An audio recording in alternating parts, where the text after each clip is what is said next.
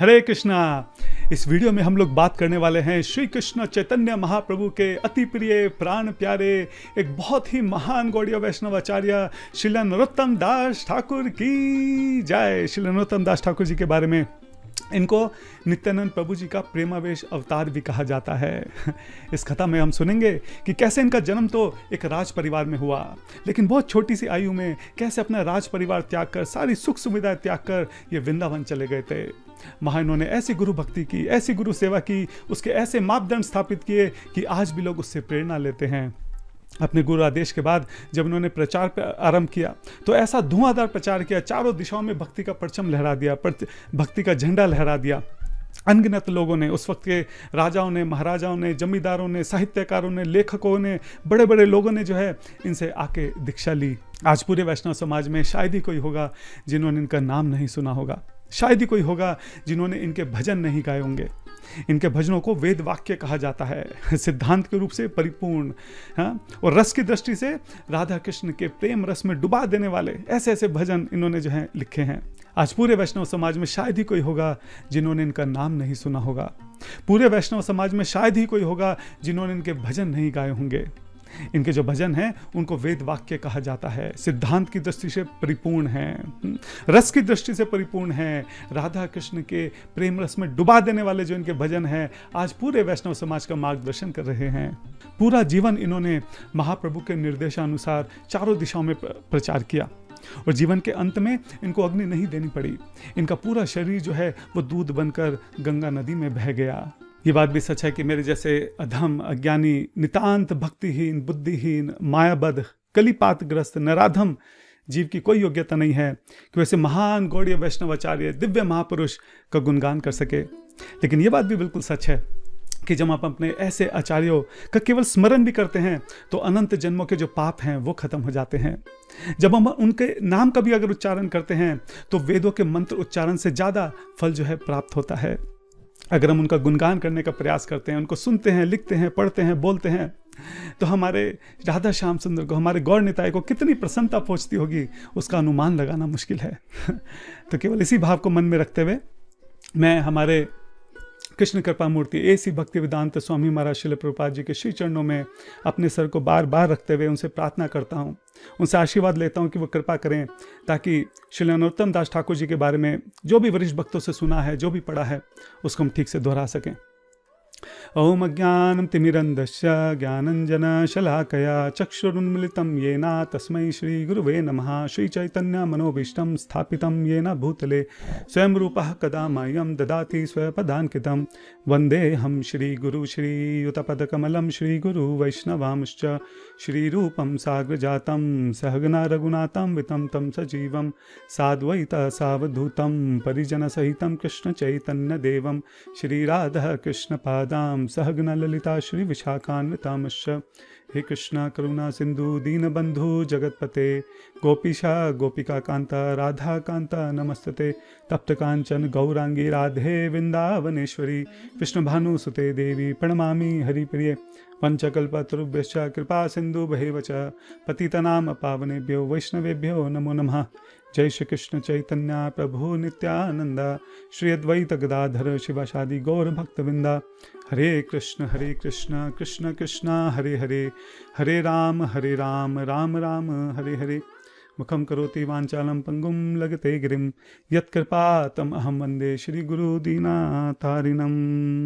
तो ये बात है लगभग आज से 500 साल पहले वेस्ट बंगाल के खेतुरी ग्राम में राजा कृष्णानंद दत्त रहा करते थे अपनी पत्नी नारायणी के साथ। खूब धन धान्य था, राजा थे, राज परिवार था, वैष्णव थे, खूब साधु सेवा होती थी, खूब सुखी जीवन था। बस एक चिंता थी, क्या कि कोई पुत्र नहीं है। जब तक पुत्र नहीं होगा इस राज परिवार को आगे कैसे बढ़ाया जाएगा, राज्य को उसका उत्तराधिकारी कैसे दिया जाएगा। तो इस चिंता में जो है दिन रात डूबे रहते थे, खूब यज्ञ तप जप करा करते थे, साधु संतों से आशीर्वाद लेते थे, भगवान से प्रार्थना करते थे कि किसी तरह से उनके पुत्र की प्राप्ति हो। एक बार इसी तरह वो ध्यान लगाकर बैठे थे, तभी उनको ऐसा लगता है कि उनको कुछ आवाज सुनाई दे रही है। क्या आवाज सुनाई दे रही है? उनको ऐसा लगता है कि कोई उनसे कह रहा है कि कृष्णानंद तुम चिंता मत करो, बहुत जल्दी तुम्हारे घर एक दिव्य महापुरुष का जन्म होगा। हाँ, और मेरा प्रेम का आवेश लेकर तुम्हारे घर ये पुत्र जन्म लेगा, इसका नाम नरोत्तम होगा। जब वो आवाज सुनते हैं एकदम से उनका ध्यान टूट जाता है, सोचते हैं कि मैं कोई सपना देख रहा था क्या? हाँ, मुझे ऐसा क्यों लगा जैसे किसी ने मुझे कुछ कहा, और क्या कहा कि मेरे घर नरोत्तम नाम के पुत्र का जन्म होगा। तो दौड़ के अपनी पत्नी के पास जाते हैं। अच्छा, तभी इनकी पत्नी जो थी वो भी सो रही थी, और इनकी पत्नी को भी सपना आता है। क्या सपना आता है? उनको लगता है कि उनके सपने में एक बहुत सुंदर स्वर्ण के समान एक रूप में कोई उनसे कुछ कह रहा है। क्या कह रहा है? वो उनसे कह रहा है कि मैं तुम्हारे घर में पुत्र के रूप में जन्म लूंगा और मेरा नाम नरोत्तम होगा। अब पत्नी को भी यही स्वप्न आता है। तो जैसे ही कृष्णानंदा जो भागे भागे पत्नी के पास पहुंचते हैं, कहते सुनो सुनो, मुझे तुम्हें कुछ कहना है। पत्नी कहती है, अरे मुझे भी तुम्हें कुछ कहना है, पहले तुम बताओ। अरे नहीं, पहले तुम बताओ जरा क्या कहना है। तो जो कृष्णानंदा है वो उनको पूरी बात बताते हैं कि कैसे वो ध्यान में थे, कैसे उनको आवाज सुनाई दी कि तुम्हारे घर में पुत्र होगा, उसका नाम नरोत्तम होगा। पत्नी जो है उसको बड़ा आश्चर्य होता है, कहती है, अरे मुझे भी बिल्कुल ऐसा ही स्वप्न आया। मुझे भी स्वप्न आया कि मेरे सपने में कोई स्वर्ण के समान सुंदर रूप में मुझे यही बात बोल रहा है कि तुम्हारे घर में पुत्र का जन्म होगा और उसका नाम नरोत्तम होगा। इनको भी नरोत्तम बोला, इनको भी नरोत्तम बोला। तो दोनों पति पत्नी जो है बहुत खुश हो जाते हैं, प्रसन्न हो जाते हैं। उनको लगता है कि शायद भगवान ने उनकी प्रार्थना सुन ली है, शायद बहुत जल्दी जो है उनके दुख जो हैं, उनके कष्ट जो हैं वो कम होंगे, खत्म होंगे, और उनके घर जो है उनको पुत्र की प्राप्ति होगी। हाँ, इस राज परिवार को राजकुमार की प्राप्ति होगी। और फिर वो विशेष दिन, वो घड़ी आ जाती है। विक्रम संवत 1935 को माघ पूर्णिमा का दिन था। सुबह के लगभग 6 बजे थे और राजा कृष्णानंदा के घर पे एक बहुत ही अद्भुत दिव्य बालक का जन्म होता है। बालक इतना सुंदर, सांवला उसका रंग था, जो भी उसको देखता टकटकी लगाए बस देखता रह जाता था। अच्छा, नाम तो जो है पहले से ही पता था, क्योंकि पहले से ही सपने में आकर उनकी माताजी को भी और उनके पिताजी को भी पहले से बता दिया था कि तुम्हारे घर पे जिस पुत्र का नाम होगा उसका नाम नरोत्तम होगा। तो इसलिए वो अपने इस प्यारे से पुत्र का नाम नरोत्तम रखते हैं और प्यार से इसको नारू कहते हैं। राजा कृष्णानंद घोषणा करवा देते हैं कि पूरे नगर में, पूरे शहर में उत्सव मनाया जाए। तो खूब ढोल नगाड़े बजते हैं, खूब लोग मिठाइयाँ बांटते हैं, नाचते हैं, गाते हैं। पूरे शहर को, पूरे ग्राम को बहुत अच्छे से सजा दिया जाता है। 8 दिन तक ये उत्सव चलता है। हाँ, और इसी उत्सव के बीच में राजा कृष्णानंद के घर पे 2 बहुत ही अद्भुत दिव्य महापुरुष आते हैं। एक ने नीलांबर पहन रखा था, एक ने पीतांबर पहन रखा था। चेहरे से उनकी बहुत चमक आ रही थी। राजा कृष्णानंद जब देखते हैं वो समझ जाते हैं कोई साधारण नहीं है, कोई महापुरुष हैं ये। बहुत अच्छे से उनका स्वागत करते हैं, अंदर बिठाते हैं। वो कहते हैं कि हम आपके पुत्र के दर्शन करने के लिए आए हैं। कृष्णानंद जो हैं छोटे से नारू को लेकर आते हैं, वो दोनों उनका दर्शन करते हैं। कृष्णानंद विचार करते हैं कि जरूर मुझे इन्हें कुछ उपहार देना चाहिए, कोई भेंट देनी चाहिए। तो उसका इंतजाम करने में लगते हैं, तब ये दोनों जो हैं अचानक से अप्रकट हो जाते हैं, देखते देखते वहाँ से गायब हो जाते हैं। तो कृष्णानंद समझ जाते हैं कि कोई साधारण मनुष्य नहीं थे, जरूर कोई देवी देवता जो हैं मेरे पुत्र के दर्शन करने के लिए आए होंगे। सच बात तो यह है कि स्वयं नित्यानंद प्रभु, स्वयं चैतन्य महाप्रभु नरोत्तम के दर्शन करने के लिए आए थे। कुछ समय बीतता है और फिर वहाँ पे जो उनके राज ज्योतिषी हैं वो आते हैं और वो नरोत्तम की कुंडली देखते हैं। कुंडली देख के वो भी आश्चर्यचकित रह जाते हैं। वो कहते हैं, अरे ऐसा लगता है कि ये कोई साधारण मनुष्य नहीं है। ऐसा लगता है कि आपके घर पे कोई बहुत बड़े किसी महान संत ने, किसी साधु ने आपके घर में जन्म लिया है। ऐसा लगता है कि पूरी धरती को तारेगा ये। ऐसा लगता है कि पूरी धरती पे अनंत जो जीवात्माएं हैं उनका उद्धार करेगा ये। ऐसा लगता है कि कितने ना जाने कितने मनुष्यों को हरिनाम संकीर्तन पे नचाएगा ये। हाँ, आपका पुत्र जो है कोई साधारण पुत्र नहीं है। ये सुन के जो कृष्णानंद प्रभु हैं, राजा कृष्णानंद हैं, वो भी खुशी से झूम उठते हैं। वो भी वैष्णव थे, वो भी साधु संतों की खूब सेवा करा करते थे। लेकिन तभी जो ज्योतिषी है वो बोलते हैं कि लेकिन एक खतरे की बात भी है। तो तभी एकदम सब विचार करने लगते हैं, सोचने लगते हैं भाई क्या खतरे की बात है। तब ज्योतिषी कहता है कि आप इसको पानी से बचा कर रखना।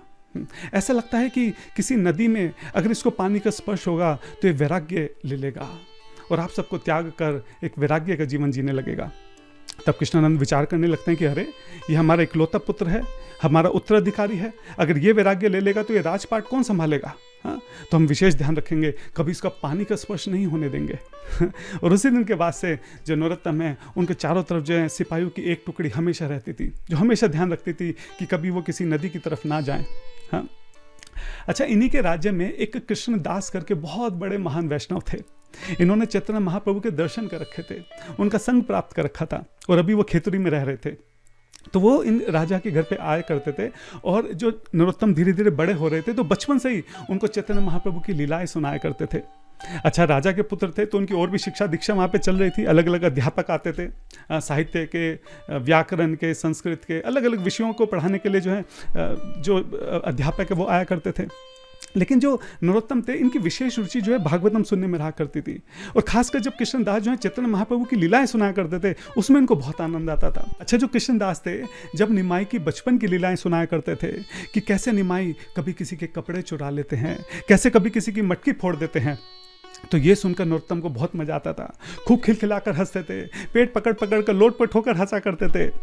फिर कृष्णदास आगे की कथाएं सुनाते हैं कि कैसे नित्यानंद प्रभु, श्री चैतन्य महाप्रभु, अद्वैताचार्य, गदाधर, कैसे शिवास ठाकुर जो हैं वो सब मिलकर नगर संकीर्तन करते हैं, कैसे चांद काजी की कथा होती है, कैसे जगाई मगाई की कथा होती है, कैसे पूरी पूरी रात जो है शिवास आंगन में कीर्तन चलता है। हाँ, ये सारी कथाएं सुनते सुनते सुनते सुनते नरोत्तम दास जी के मन में बहुत विकट लालसा उत्पन्न होने लगी कि मैं कब चैतन्य महाप्रभु के दर्शन करूंगा, मैं कब उनको देख पाऊंगा, वो कैसे दिखते होंगे। हाँ, फिर आगे की कथा सुनाते हैं कि कैसे महाप्रभु ने जो है संन्यास ले लिया, कैसे महाप्रभु पूरी चले गए। हाँ, अब क्या था, बस अब तो दिन रात एक ही रट लगाने लगे, मुझे चैतन्य महाप्रभु के दर्शन करने हैं, मुझे जल्दी से उनके पास जाना है, मैं भी उनके साथ मिलकर ना नगर संकीर्तन में जाया करूंगा, मैं उनके खूब पांव दबाया करूंगा, उनके लिए भोग लगाया करूंगा, खूब उनके लिए उनको भोग बना के अच्छे अच्छे भोग बनाकर खिलाया करूंगा, उनकी खूब सेवा करा करूंगा। दिन रात बस एक ही चिंतन, एक ही विचार, एक ही रट कि कब वो दिन आएगा जब मैं महाप्रभु के दर्शन करूंगा।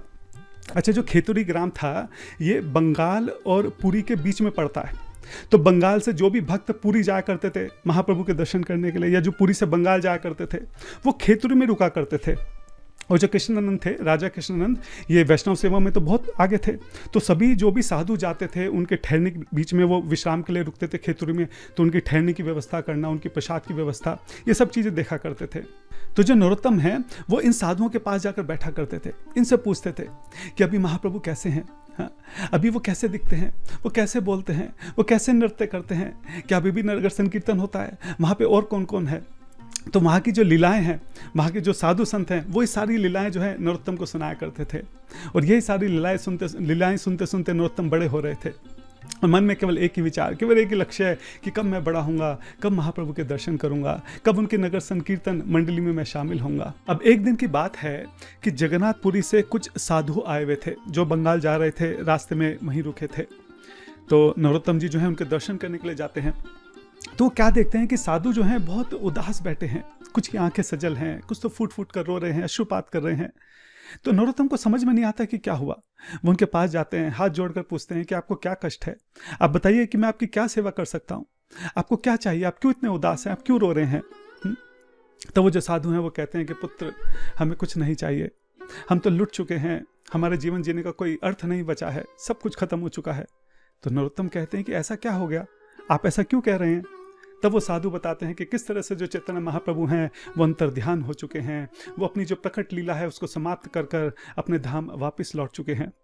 जैसे ये बात नरोत्तम जी को पता चलती है, ऐसा लगा जैसे उनके पैरों तले जो है जमीन निकल जाती है। हाँ, वहीं पे उनका पूरा शरीर जो है जम जाता है, वो किसी से कुछ कहते नहीं हैं, कुछ सुनते नहीं हैं, बस टकटकी लगाए देखते रहते हैं और वहीं पे बेहोश होकर गिर जाते हैं। माँ बाप को, माता पिता को जैसी बात पता चलती है भागे भागे आते हैं, नारू को उठाकर महल लेके जाते हैं, वैद्यराज को बुलाया जाता है। वैद्यराज जो हैं देखते हैं, नब्ज देखते हैं कि नब्ज तो चल रही है, हाँ, प्राण तो नहीं छूटे हैं लेकिन बेहोश है। हाँ, अलग अलग तरीके से प्रयास किया जाता है कि किसी तरह से उनको होश में लाया जाए। पूरे 24 घंटे जो हैं वो बेहोश रहते हैं, किसी तरह से उनको होश में लाया जाता है। और जैसे वो होश में आते हैं, जैसे उनको स्मृति होती है कि महाप्रभु जा चुके हैं, बहुत फूट फूट कर रोने लगते हैं, बहुत ज़्यादा विलाप करने लगते हैं, जमीन पे लौट पुट होकर रोने लगते हैं कि मेरे जीवन का क्या अर्थ है, मेरे जीवन जीने का क्या औचित्य है।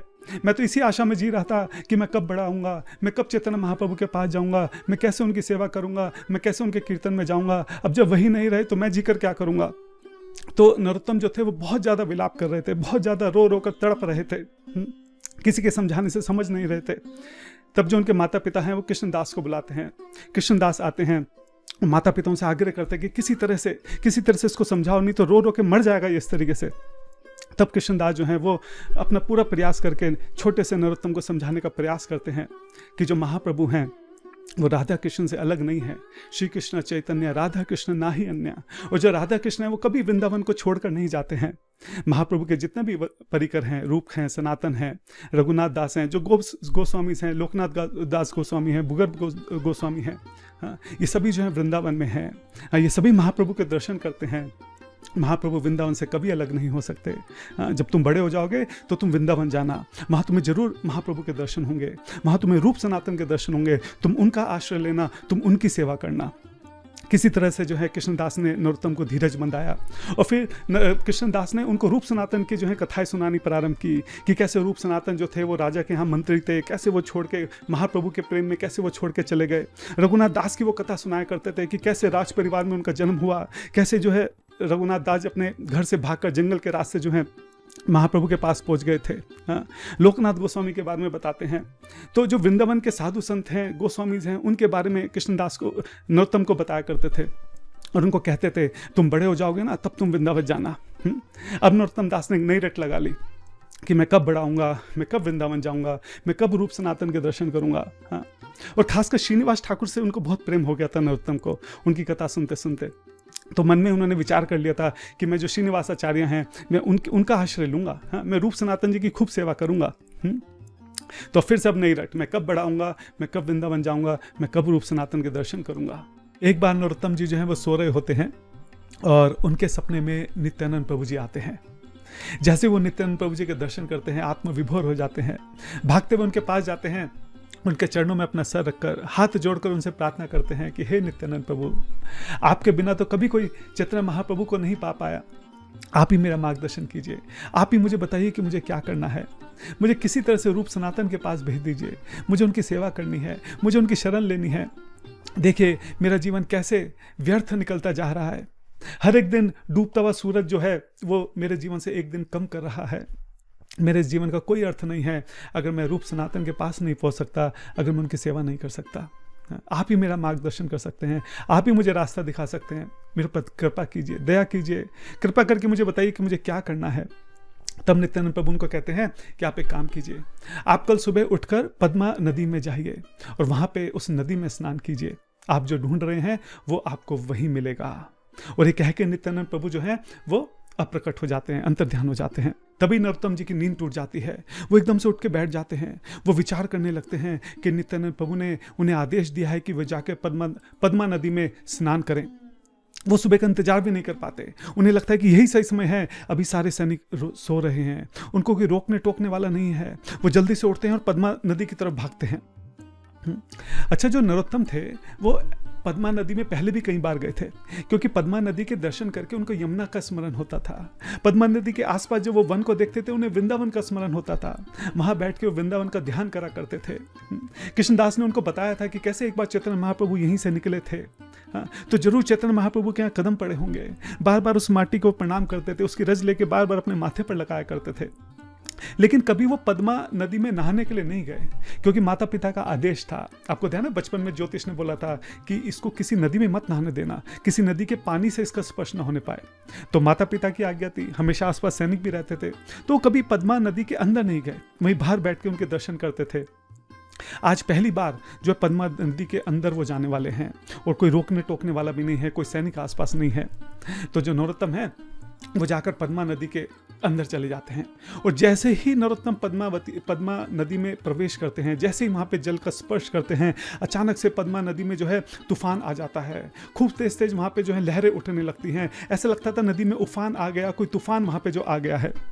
हाँ, और फिर उस तूफान के बीच में नरोत्तम को कुछ समझ में नहीं आ रहा है। तभी वो क्या देखते हैं कि एक स्वर्ण जैसे दिखने वाले महापुरुष, कोई ऐसी पर्सनालिटी, हाँ, गोल्डन पर्सनालिटी जो है वो उनके अंदर प्रवेश कर रही है। हाँ, और ये जो उनके जैसे जैसे उनके अंदर प्रवेश हो रहा था, ऐसे जैसे जो उनका श्याम रंग था, हाँ, वो भी हेम के समान, स्वर्ण के समान जो है बदलता जा रहा था। हाँ, उनके पूरे शरीर में करंट दौड़ने लगा। उनको समझ नहीं आ रहा था कि क्या हो रहा है। उनकी आंखों से आंसू बहने शुरू हो गए, उनके मुंह से गौरंगा गौरंगा गौरंगा गौरंगा निकलना शुरू हो गया। नरोत्तम को समझ नहीं आ रहा था कि हो क्या रहा है। उनके शरीर में अष्ट सात्विक विकार जो है उत्पन्न हो गए।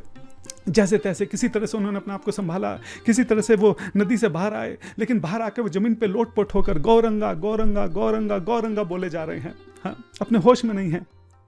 इधर सुबह हो गई है, यहाँ पे जो है माँ बाप को जो है सुबह नारू अपने कमरे में नहीं मिला अपने, तो वो ढूंढने लगे कि कहाँ गया। तो सैनिकों को चारों दिशाओं में दौड़ाया गया, सैनिक चारों तरफ ढूंढ रहे हैं, ढूंढते ढूंढते पद्मा नदी पर भी पहुंचे। वहां उन्होंने देखा कि एक छोटा बच्चा, अरे लगता तो ये नारू ही है, लगता तो नरोत्तम ही है, कपड़े भी जो है राजसी पहने हैं, लेकिन नरोत्तम का रंग जो है वो तो श्याम है, श्याम वर्ण का है, और ये तो जो है स्वर्ण के समान है, लेकिन आवाज भी उसी की लग रही है, कुछ समझ नहीं आ रहा। भागे भागे जो है माता पिता को बताते हैं, माता पिता भागे भागे आते हैं, माता देखती हैं कि मेरा पुत्र है, वो पुत्र को पहचान नहीं पा रही हैं क्योंकि रंग बदल चुका है, लेकिन आवाज वही है, कद काठी वही है, कपड़े वही हैं। वो समझ जाते कि हो ना हो यही नरोत्तम है, ना जाने इसको क्या हो गया है। और नरोत्तम की हालत इतनी खराब, जैसे मछली को पानी से निकाल दो, मछली किस तरह से तड़पती है, इस तरह से वो धरती पे तड़प रहे हैं। माँ बाप को समझ नहीं आया कि हुआ तो हुआ क्या, ये आधी रात को यहाँ पे आ कैसे गया, और ये क्यों इस तरह से तड़प रहा है, क्यों उसकी आंखों से आंसू बह रहे हैं, क्यों उसके शरीर के सारे बाल खड़े हैं, क्यों उसके शरीर में पूरी कंपन हो रही है, क्यों ये गौरंगा गौरंगा गौरंगा बोले जा रहा है। किसी तरह से नरोत्तम को उठा के जो है महल में ले जाया जाता है, जल्दी से राजवैद्य को बुलाया जाता है। राजवैद्य को कुछ समझ में नहीं आता है क्या हो रहा है। कोई कहता है कि वायु दोष हो गया है, कोई कहता है कि लगता है इसके अंदर कोई बुरी आत्मा जो है आ गई है। सब अलग अलग बातें कर रहे हैं, सब अलग अलग जो चिकित्सक हैं उनको बुलाया जा रहा है, किसी को कुछ समझ में नहीं आ रहा है कि हुआ तो हुआ क्या है। तब फिर से जो कृष्णनंद जी हैं वो कृष्णदास को बुलाते हैं। कृष्णदास जी दौड़े दौड़े चले आते हैं और वो देख के एकदम से समझ जाते हैं कि ये तो अष्ट सात्विक विकार हैं। वो उनको बताते हैं कि आपके पुत्र को कृष्ण प्रेम का रोग हो गया है, इसका उपचार, इसका इलाज किसी वैद्यराज के पास नहीं है।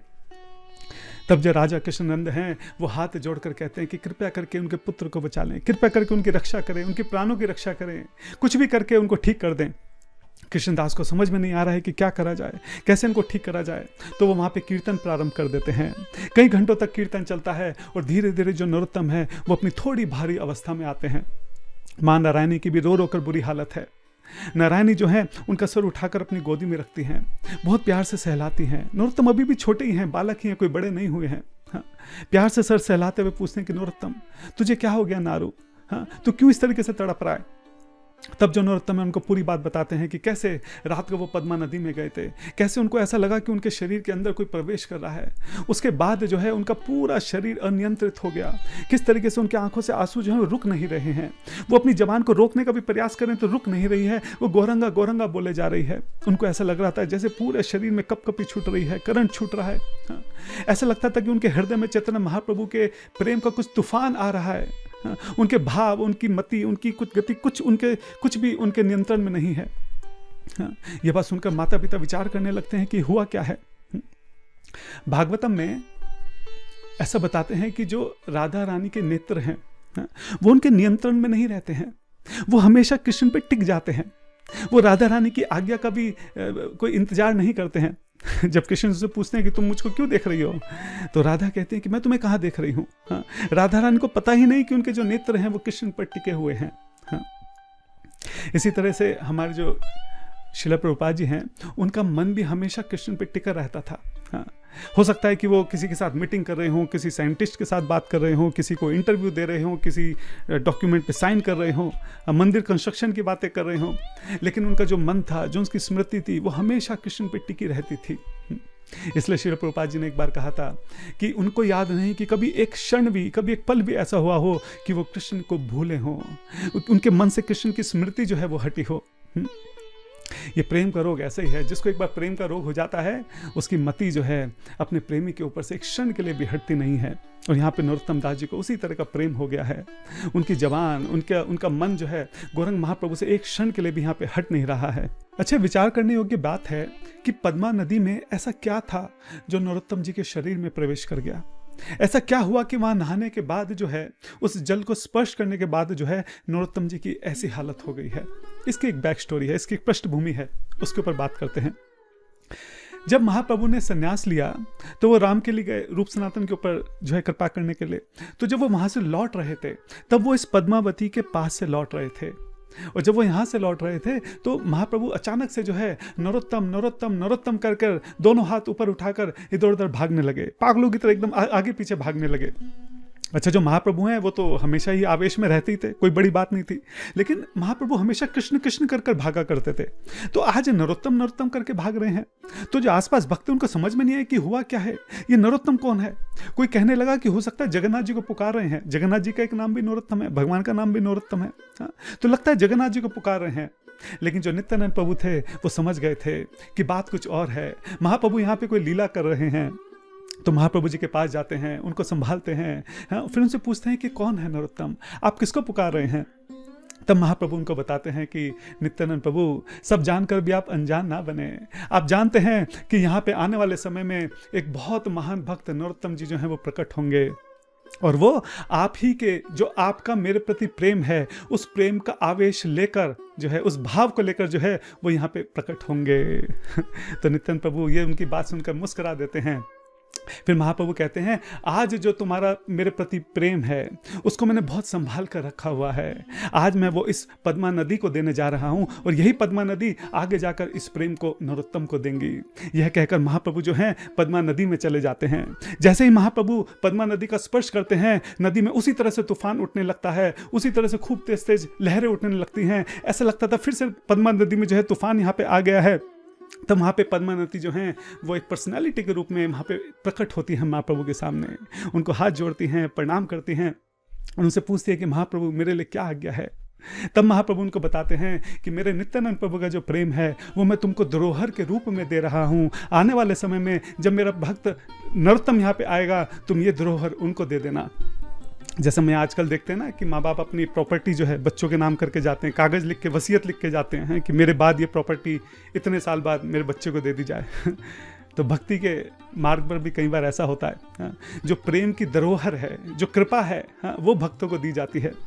तो महाप्रभु जो हैं यहाँ पे नित्यानंद प्रभु की जो कृपा है, उनका जो प्रेम है, धन, वो पद्मा नदी को देते हैं।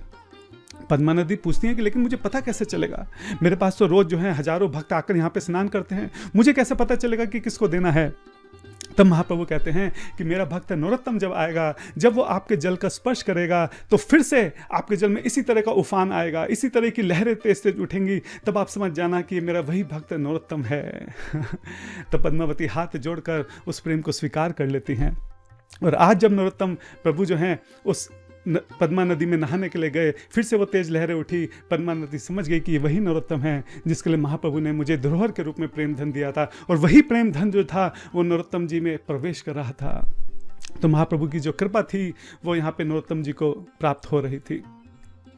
हमें एक बात समझनी होगी कि हम जिस मार्ग पर चल रहे हैं, जिस भक्ति मार्ग पर चल रहे हैं, ये कृपा सिद्ध मार्ग है, ये साधना सिद्ध मार्ग नहीं है।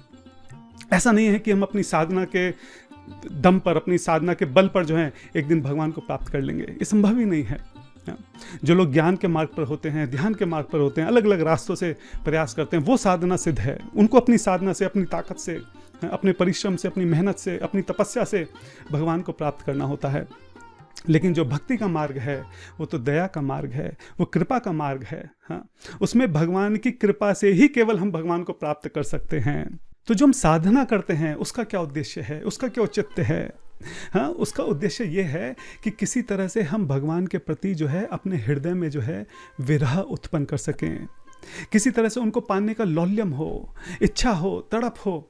हाँ, कि हम कब भगवान को पाएंगे, कब उनको देखेंगे, कैसे उनसे मिलेंगे, वो कहाँ हैं, कैसे मैं उन तक पहुँच सकता हूँ। तो ये जो विरह है ये किसी तरह से हमारे हृदय में उत्पन्न हो।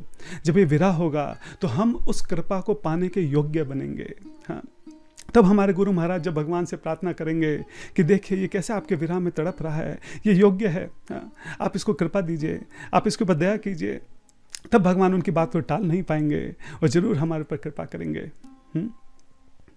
मैं यहाँ पे एक मिथ्याचारी की तरह बहुत बड़ी बड़ी बातें कर रहा हूँ कैमरे के सामने बैठकर, लेकिन सच बात यह है कि मैं खुद भी उस स्तर पर नहीं हूँ, पर प्रयास कर रहे हैं कि उस स्तर पर पहुँचा जाए। हाँ, आप समझिए कि कितनी इससे अच्छा सौभाग्य क्या हो सकता है कि हमारे चारों तरफ जो है वरिष्ठ भक्तों से घिरे हुए हैं। एक हाथ में माला है, एक हाथ में भागवतम है, कलयुग का समय है। हाँ, भगवान ने हर एक चीज़ वो हमें दे दी है जो हमें उन तक पहुँचा सकती है। देवी देवताओं को भी जो सौभाग्य प्राप्त नहीं है वो सौभाग्य आज हम लोगों को प्राप्त है। हाँ, इतनी बड़ी कृपा, इतना बड़ा मौका, उसको कैसे लात मार सकते हैं। हाँ, उस स्तर पर नहीं है, लेकिन उस स्तर पर पहुंचने का प्रयास कर रहे हैं। पूरी ताकत से प्रयास करना होगा। हमको अपने आप को उस योग्य बनाना होगा कि हमारे ऊपर दया करी जा सके, हमारे ऊपर कृपा करी जा सके। नहीं तो इतना कुछ प्राप्त करने के बाद भी अगर ये ऐसे ही हाथ से निकल गया, ना जाने फिर ये मौका कब मिलेगा। हाँ, कितने जन्म बीत जाएंगे, कब ऐसा मौका होगा कि दोबारा से भक्तों का समाज होगा, दोबारा से हमको बचाने वाले हमारे आसपास खड़े होंगे। ये भागवतम, ये माला, ये नाम जप, ये दोबारा ना जाने कब मिलेगा। अभी है, अभी मौका है, अभी समय है, इसको गंवाना नहीं है। पूरी ताकत से हमको इस योग्य बनना है कि हमारे ऊपर कृपा की जा सके, दया की जा सके, और इसी जन्म में हम अपने घर भगवत धाम वापस लौट सकें। तो यही दया, यही कृपा जो है आज नरोत्तम जी के ऊपर हो गई है। नरोत्तम जी तो खैर भगवान के नित्य परिकर हैं, वो तो भगवान की इच्छा से इस धरती पर अवतरित हुए हैं हम जीवों का कल्याण करने के लिए। लेकिन जो नित्यानंद प्रभु का जो प्रेम है, आज वो महाप्रभु जी ने नित्यानंद प्रभु को, आज वो नरोत्तम जी को दे दिया है। अब जो नरोत्तम है वो दिन रात एक ही रट लगा कर बैठे हैं कि मुझे वृंदावन जाना है, मुझे जल्दी से जल्दी वृंदावन पहुंचना है, मुझे किसी तरह से रूप सनातन की शरण लेनी है। हाँ, दिन रात एक ही रट लगा रहे हैं, ना कुछ खा रहे हैं, ना पी रहे हैं। अब जो माता पिता हैं वो बहुत परेशान हैं, उनको समझ में नहीं आ रहा कि क्या करा जाए। वो कृष्णदास जी से पूछते हैं कि आप बताइए कि क्या करें। कृष्णदास जी भी बोलते हैं कि अब ये समझाने से, अब ये मनाने से रुकेगा नहीं, आज नहीं तो कल ये वृंदावन चला ही जाएगा। तो मैं तो आपको यही कहता हूँ कि आप इसको वृंदावन जाने दीजिए। तो कहते हैं कि आप कैसी बात कर रहे हैं, आप जानते हैं कि अगर ये एक बार वृंदावन चला गया तो लौट के कभी नहीं आएगा। हाँ, हमारा पुत्र हमेशा के लिए हमसे बिछड़ जाएगा, आप क्यों ऐसी बात बोल रहे हैं, हम इसको नहीं जाने देंगे वृंदावन।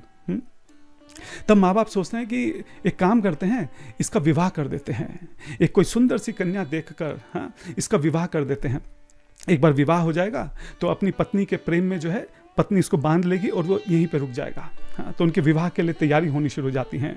अच्छा, यहाँ पे जो नरोत्तम है उन्होंने भी रघुनाथ दास जी की कथा सुन रखी थी कृष्णदास से। हाँ, वो भी दिन रात विचार करने लगते हैं कि अब यहाँ से कैसे जो है निकल कर भागना है, कैसे इस जंजीरों को तोड़ना है, कैसे इस जाल में, इस पिंजरे में, मैं जिस पिंजरे में मैं कैद हूँ, यहाँ से कैसे निकल कर मुझे वृंदावन पहुँचना है। दिन रात वो इसी बात के ऊपर चिंतन करने लगते हैं, इस बात का विचार करने लगते हैं। अब क्योंकि रघुनाथ दास जी से इंस्पायर्ड हैं, वो प्रेरणा है। हाँ, तो जैसे जैसे वो करते थे इन्होंने भी बिल्कुल वैसे वैसे करना प्रारंभ कर दिया। हाँ, घर में एकदम दिखाते कि सब कुछ सामान्य है, समय पर भोजन ले रहे हैं, समय पर विश्राम कर रहे हैं, जो भी राजसी काम काज हैं उसमें पिताजी का हाथ बटा रहे हैं, सहायता कर रहे हैं। हाँ, और अंदर ही अंदर विचार कर रहे हैं कि कैसे यहाँ से भागना है। हर पल हर क्षण वो आसपास देखते रहते थे कि एक मौका मिले यहाँ से भागने का। लेकिन उनके पिताजी ने भी हर वक्त उनके चारों तरफ जो है सैनिकों की एक टुकड़ी लगा रखी थी कि कहीं ये भाग ना जाए। लेकिन धीरे धीरे नारू जो है वो एकदम, नरोत्तम जो है वो एकदम ऐसे दिखाने लगे कि जैसे सब कुछ सामान्य है। ये देखकर माता पिता भी बहुत प्रसन्न थे। वो फिर से बोलते हैं कि इनका विवाह कर देना चाहिए। नरोत्तम कहता है मुझे थोड़ा समय दीजिए, हाँ, मुझे थोड़ा समय दीजिए, अभी मैं थोड़ा रुक कर विवाह करूंगा। और नरोत्तम जानते थे कि जो थोड़ा समय मैंने मांगा है, किसी ना किसी तरीके से इसी के अंदर मुझे यहाँ से रफू चक्कर होना होगा, मुझे यहाँ से निकल कर भागना होगा। कुछ समय बीतता है तो एक दिन जो नवाब होते हैं, जो बड़े राजा, असल में मुस्लिम राजा थे नवाब, जिनको ये सब वहाँ पे रिपोर्ट करा करते थे, वो किसी काम से जो है राजा कृष्णनंद को बुलाते हैं। राजा कृष्णनंद जो थे वो व्यस्त थे किसी काम से, तो अपने पुत्र नरोत्तम को भेज देते हैं। हाँ, कुछ कागजी काम पे साइन करने थे, कुछ जरूरी काम था। तो जो नरोत्तम है वो नवाब से मिलने के लिए जाते हैं। वहाँ पे जो भी उनसे बात है, बात करके जब वो महल से बाहर निकल रहे होते हैं तभी अचानक से उनको एहसास होता है कि उनके आसपास कोई सिपाही नहीं है, क्योंकि जो सिपाही हैं वो तो दूर रथ के पास उनका इंतजार कर रहे थे। वो समझ जाते हैं कि यही वो मौका है, यही वो क्षण है जिसका महीनों से वो इंतजार कर रहे थे। वो ना दाएं देखते हैं ना बाएं, और सीधा महल के अंदर से एक दूसरे पीछे के रास्ते से जो है सीधा वहाँ से भागना शुरू करते हैं। और जैसे रघुनाथ दास जी भागे थे कि जंगल के रास्ते से, ये भी समझ जाते हैं मुझे जंगल के रास्ते से भागना होगा, क्योंकि मुख्य रास्ते से जैसे ही भागने का प्रयास करेंगे पीछे पीछे सैनिक आकर उनको पकड़ लेंगे। हाँ, छोटा सा, बहुत बड़े नहीं थे उस वक्त नरोत्तम। हाँ, सोचिए जंगल की तरफ भागना शुरू करते हैं। अब इसके आगे क्या होता है, ये जो नरोत्तम है, ये जो जंगल के रास्ते से भाग रहे हैं, ये कोई छोटा मोटा रास्ता नहीं है। कहाँ बंगाल और कहाँ वृंदावन, हाँ, हजारों किलोमीटर दूरी का रास्ता है। हाँ, कैसे उस जंगली रास्ते से वो वहाँ तक पहुँचते हैं, क्या ये सैनिक कभी उनको पकड़ पाते हैं? आगे क्या होता है ये हम अगले भाग में देखेंगे। श्रील नरोत्तम दास ठाकुर की जय, श्रील प्रभुपाद जी की जय। हरे कृष्णा।